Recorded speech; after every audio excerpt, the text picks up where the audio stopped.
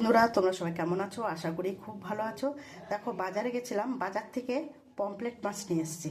এই দেখো, মানে খুব একটা ছোটও না, আবার খুব একটা বড়ও না, মাঝারি সাইজের। তা আমি এই পমফ্রেট মাছটা আমি সর্ষে বাটা দিয়ে করব। তা কিভাবে করব শেষ পর্যন্ত ভিডিওটা দেখতে থাকো।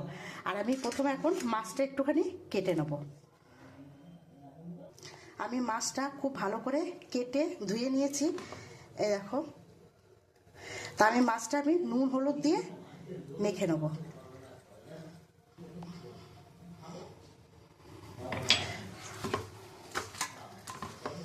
আমি নুন হলুদ দিয়ে মাছটা মেখে নিয়েছি। আর এখানে দেখো, 3টে কাঁচা লঙ্কা আর সাদা সর্ষে নিয়েছি, আমি বেটে নেব। আমি কড়াইয়ের মধ্যে তেল দিয়ে দিয়েছি, মাছগুলো আমি ভেজে নেব।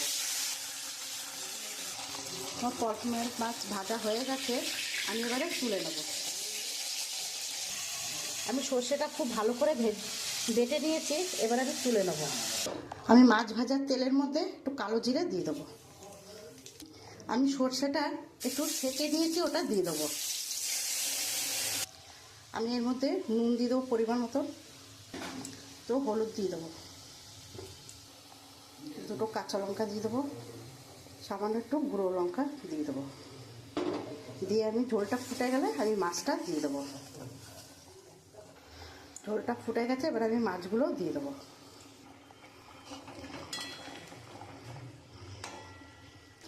আমি উপর থেকে একটু সর্ষের তেল দিয়ে দেবো। আমার পমফ্রেট মাছ সর্ষে দিয়ে হয়ে গেছে।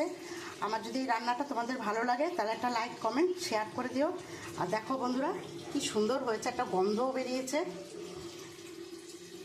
আর তোমরা এরকমভাবে বাড়িতে করে খেও, আশা করি খুব ভালো লাগবে।